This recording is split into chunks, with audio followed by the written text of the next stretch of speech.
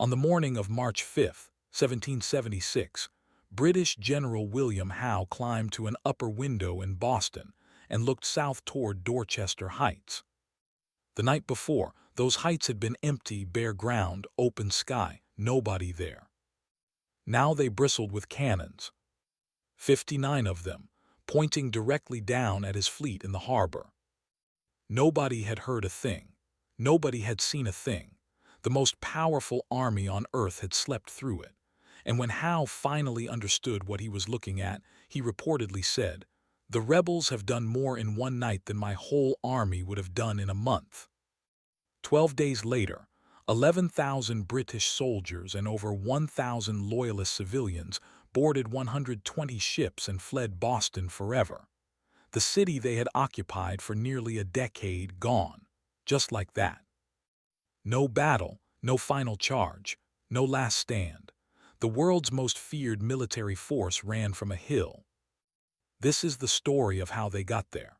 How a city of farmers, booksellers, and fishermen pinned the British Empire inside one peninsula for 11 months, broke its will, and handed George Washington his first great victory, before he even had a real army. This is the Siege of Boston. To understand why the British ended up trapped in Boston, you have to understand why they were there in the first place. Britain had been trying to govern Massachusetts like a problem child for years.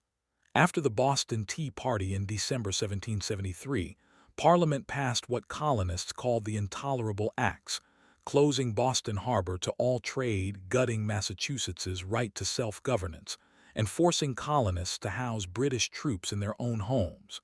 The message from London was clear: you will obey, or you will starve. General Thomas Gage, Commander-in-Chief of British forces in North America and newly appointed Royal Governor of Massachusetts, arrived in Boston in May 1774 to enforce those laws. Gage was not a stupid man. He knew the colony was on the edge. He knew the militia companies in the towns around Boston were drilling, organizing, and stockpiling weapons. He had informers. He had reports. He understood that the tension was real. What he underestimated was the speed. On the night of April 18, 1775, Gage dispatched 700 soldiers under Colonel Francis Smith to march to Concord, roughly 20 miles northwest of Boston, to seize a cache of weapons and military supplies hidden by the colonial militia. He wanted to do it quietly, before anyone could react. But Gage's plan had already leaked. The Patriots' intelligence network, organized by men like Paul Revere and Dr. Joseph Warren, had known for days that something was coming. By the time Smith's column was crossing the Charles River in the darkness, riders were already galloping into the countryside, warning every town between Boston and Concord. By the time the first British soldiers marched into Lexington at 5 in the morning on April 19th, a company of roughly 77 militia men was already standing on the village green, waiting for them. Their captain, John Parker, had told his men, "Stand your ground. Don't fire unless fired upon, but if they mean to have a war, let it begin here." Someone fired. Historians still argue about who. 8 militiamen died on that green and 10 more were wounded. The British moved on to Concord, found almost nothing of the supplies they'd come for, and began the long march back to Boston. That march became a nightmare. By the time the British column was retreating down the road from Concord, thousands of militiamen from across eastern Massachusetts had materialized in the surrounding countryside. They weren't fighting like a European army.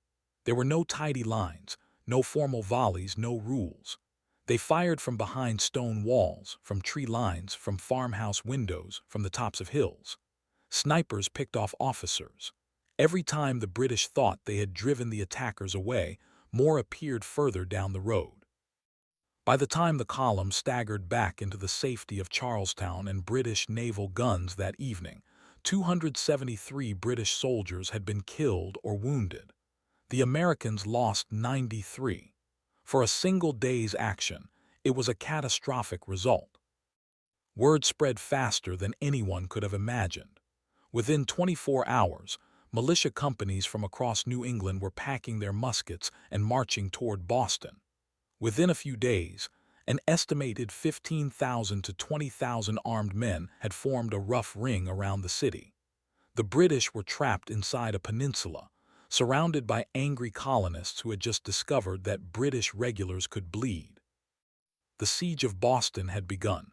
Neither side had planned it.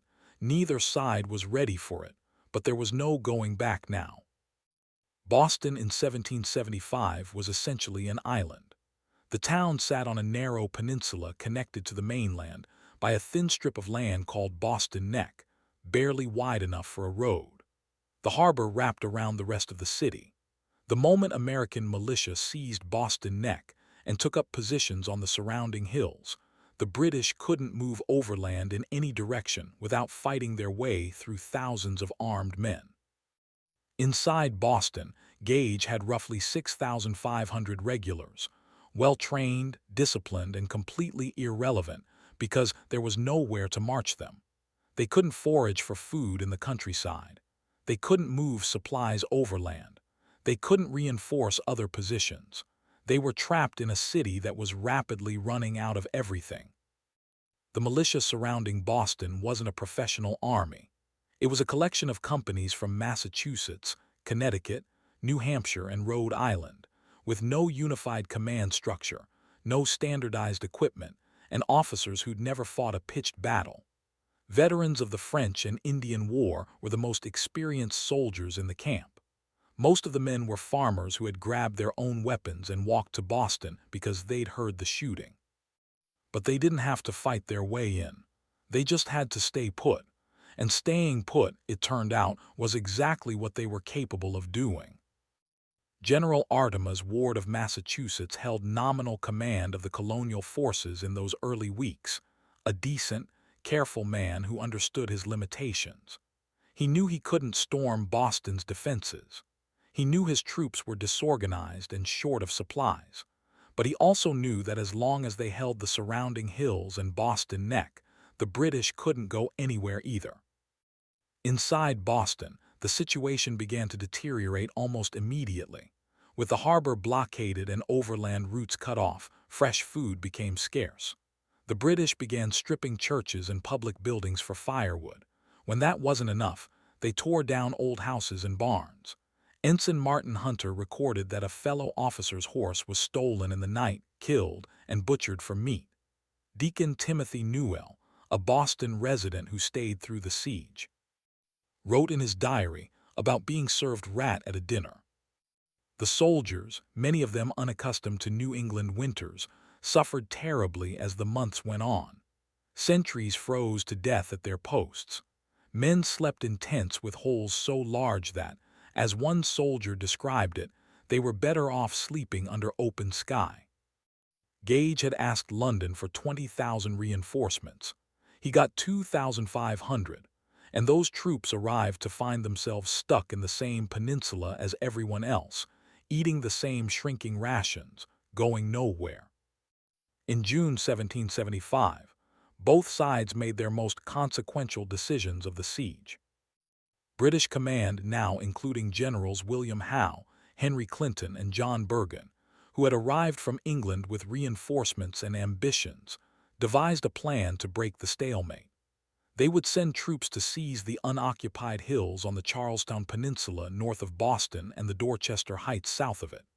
Control those high points, and they could command the surrounding terrain, end the siege, and crush the rebellion. The Americans found out about the plan almost immediately. On June 15th, the Committee of Safety ordered action. 2 days later, in the darkness of June 16th, Colonel William Prescott led roughly 1,200 men across Charlestown Neck and up the hills overlooking Boston Harbor. Their orders were to fortify Bunker Hill. For reasons that remain unclear even today, Prescott instead led his men to the smaller, steeper Breed's Hill, closer to Boston and more exposed to British fire. Working through the night with picks and shovels, the men built a square earthwork redoubt, a dirt fort, essentially on top of the hill. They worked in silence, desperate not to be discovered. When the sun came up on June 17th, British warships in the harbor spotted the freshly turned earth and opened fire. The British response was to ferry roughly 2,200 soldiers across the harbor and march them straight up the hill. What followed was one of the bloodiest afternoons of the entire American Revolution. The militia had a chronic shortage of gunpowder. Officers told their men to hold their fire until the British were close, very close. The famous order, "Don't fire until you see the whites of their eyes," was likely given by Prescott or the Connecticut General Israel Putnam, though the attribution remains disputed. What is not disputed is that the men obeyed it. When the British came within range, the American fire was devastating. The first assault broke. The British reformed, dressed their lines, and climbed the hill again. The second assault broke. Men fell in rows. The third assault finally succeeded, not because the British broke through, but because the Americans ran out of ammunition and had to retreat with bayonets closing in. The hill was British. What they had paid for it was catastrophic. 226 British soldiers killed, 828 wounded, total casualties of over 1,054 men, 40% of the entire attacking force. It was the single bloodiest day for the British in the entire Revolutionary War. Among the dead were a disproportionate number of officers, the men who held units together in the chaos of combat. General Howe, who had personally led the assault, watched his staff fall around him one by one. He survived, but the losses haunted him for the rest of the war. He would never again order a frontal assault on a defended position with quite the same confidence. Among the American dead was Dr. Joseph Warren, physician, patriot leader, and one of the organizers of the colonial intelligence network that had warned of the British march to Concord. He had entered the redoubt as a volunteer, refused offers of a position of safety, and was killed by a musket ball in the head during the final retreat. He was 34 years old. The British had won the hill. They had changed nothing. They were still pinned in Boston, still running short of supplies, and they had just lost more men in 2 hours than most battles of the era produced in a full day. General Gage wrote to London that the losses were greater than we can bear. It was a victory that felt, to everyone who survived it, like something else entirely. On July 2nd, 1775, George Washington rode into Cambridge, Massachusetts, to take command of the colonial forces surrounding Boston. He was 43 years old, a Virginia planter and veteran of the French and Indian War, recently appointed by the Continental Congress as Commander-in-Chief of the newly established Continental Army. He had been chosen partly for his military experience, partly for his reputation, and partly for the political calculation that a Virginia gentleman commanding a New England army might help bind the fractious colonies together. What he found in Cambridge shook him. The camps were filthy. The men were undisciplined. The command structure was confused, with officers from different colonies jealously guarding their authority and men who enlisted under one general refusing orders from another. Ammunition was desperately short. Washington discovered almost immediately that he had far less gunpowder than the records indicated, a shock so severe he didn't speak for 30 minutes after learning it. Enlistments were set to expire at the end of the year, which meant he might watch his army dissolve in front of him before he'd accomplished anything. Washington wrote privately that the situation was far worse than he had expected, but he didn't say that publicly. He began to reorganize with ferocious discipline. He issued strict orders on camp sanitation, on military bearing, on the chain of command. He cashiered officers who were incompetent or insubordinate. He organized the chaotic collection of militia companies into something that at least resembled a military structure. But he had one problem he could not solve with organization alone. He needed artillery. Without heavy guns, he couldn't threaten Boston's defenses. Without threatening Boston's defenses, all the organizational brilliance in the world wouldn't move the British an inch. The siege would drag on indefinitely, his army would eventually disintegrate, and the rebellion would die quietly of starvation and frustration. He needed cannons, and there were none. In November 1775, a 25-year-old former Boston bookseller walked into Washington's headquarters in Cambridge and proposed something that most of the officers present thought was either brilliant or deranged. His name was Henry Knox. Knox was self-educated, voraciously well-read, and had consumed every military manual and artillery treatise he could find in his bookshop before the war began. He had no formal military training. What he had was a thorough theoretical knowledge of artillery, an almost physical confidence in his own abilities, and the kind of infectious enthusiasm that makes people agree to things they would otherwise refuse. His proposal was this: Fort Ticonderoga, the British fortification on Lake Champlain in northern New York, had been captured by Ethan Allen and the Green Mountain Boys back in May. Along with the fort came more than 180 cannons and mortars, including heavy siege guns, exactly what Washington needed. Knox proposed to go to Ticonderoga, select the best pieces, and drag them across the Berkshire Mountains to Boston. In winter, over 300 miles of snow, frozen rivers, and mountain passes. Washington sent him because there was no other option. What Knox accomplished over the next 56 days defies easy summary. He selected 59 cannons and mortars, including pieces weighing up to 5,000 pounds each. He built sleds, hired teams of oxen, recruited workers willing to attempt what most people assumed was impossible, and began dragging 120,000 pounds of iron artillery across terrain that would have stopped most professional armies cold. The frozen Hudson River almost ended everything. The ice cracked under the weight of an 18-pound cannon during one crossing, and the gun plunged through. Knox's men used ropes still attached to the piece to haul it back up before the river swallowed it. In blizzards, in temperatures that froze the metal of the cannon to men's hands, Knox kept moving. He estimated the journey would take 16 to 17 days. It took 40. On January 25, 1776, Henry Knox arrived outside Boston with 59 cannons and mortars, every single piece he had started with, not one lost. He had done what no one believed was possible. Washington, when he saw the guns, called it a noble train of artillery. Now he had to figure out what to do with them. Washington spent January and February planning. He had the cannons. He had the heights. What he needed was the right moment and the right plan.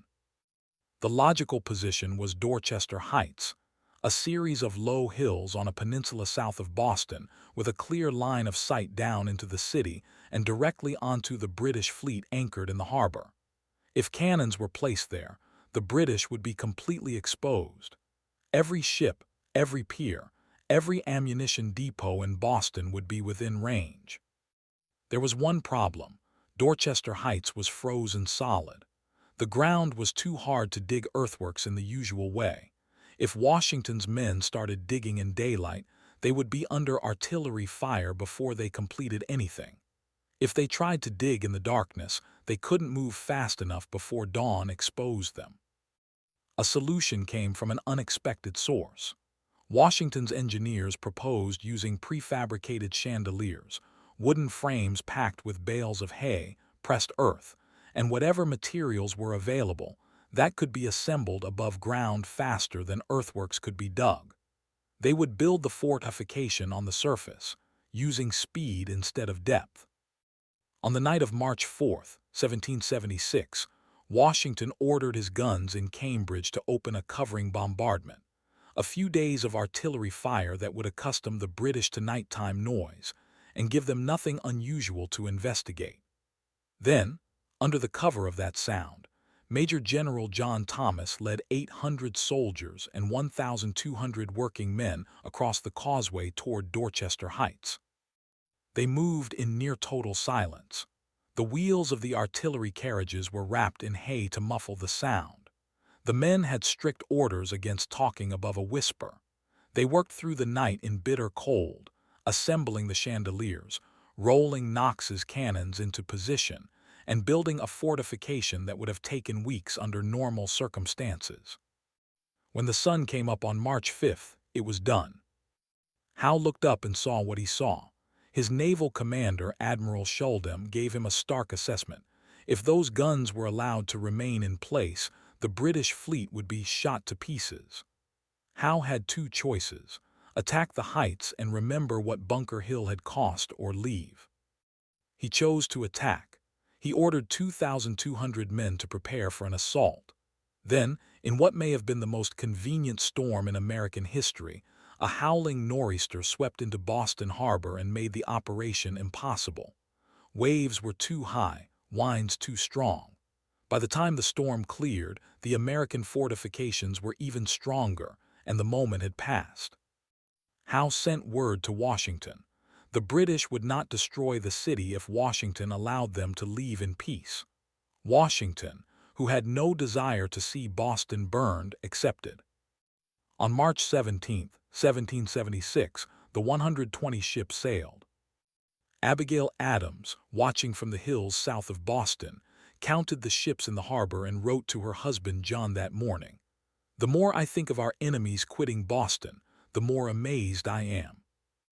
A British officer aboard one of the departing vessels looked back at the fortifications on Dorchester Heights and wrote that they had been razed, with an expedition equal to that of the genie belonging to Aladdin's wonderful lamp.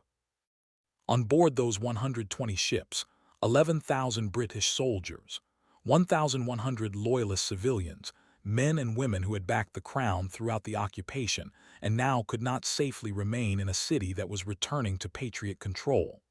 They brought what they could carry.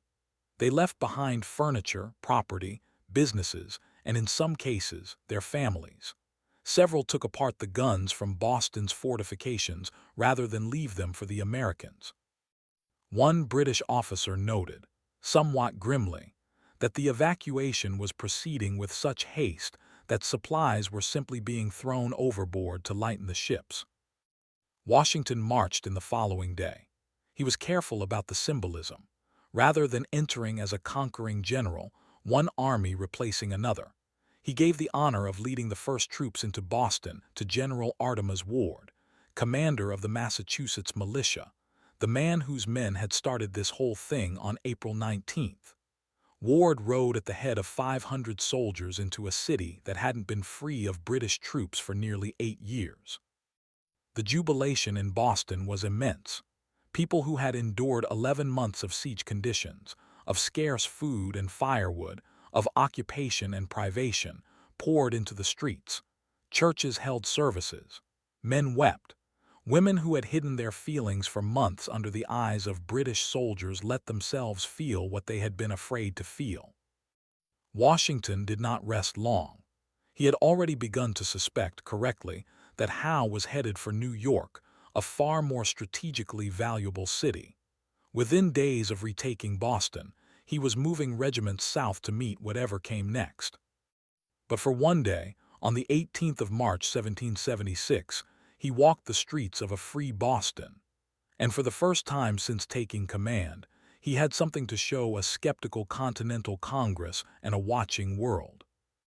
The rebellion could win. The siege of Boston was not the war's most dramatic campaign. There was no single decisive battle, no great charge, no moment of individual heroism so vivid it gets named in schoolbooks. Most of it was waiting, two armies staring at each other across frozen ground, each hoping the other would crack first. What made it consequential was exactly that, the waiting. The British had every military advantage. They had professional soldiers, a global supply chain, the most powerful navy in the world, and the resources of an empire.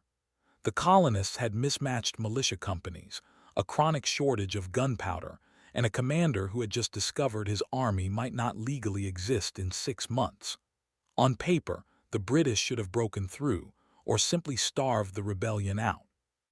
They didn't, and that mattered enormously to what came next.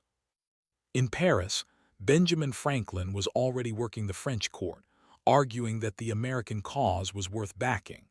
The French had been quietly sending weapons and money for months, but public support was another matter. France wasn't going to openly ally itself with a rebellion that couldn't survive its first major test. When the British fleet sailed out of Boston Harbor on March 17, 1776, it sent a signal across the Atlantic that London had not intended to send. These colonists were serious. They were organized enough to hold a city for 11 months, and the war was going to be longer and more expensive than anyone in Parliament had assumed. The decision by a loose assembly of militiamen to surround Boston in April 1775 eventually led, through a chain of consequences, to the French alliance of 1778 that changed the entire character of the war. There is something else worth sitting with. Henry Knox was a bookseller. William Prescott was a farmer. John Stark was a veteran of colonial frontier warfare who had no formal military commission when the shooting started. The men who built the overnight fortifications on Dorchester Heights were workers, not soldiers. The militia that had swarmed the British retreat from Concord and pinned an empire inside one peninsula were farmers who had put down their plows and picked up their muskets. None of them had been trained for this. Most of them had never fought a war.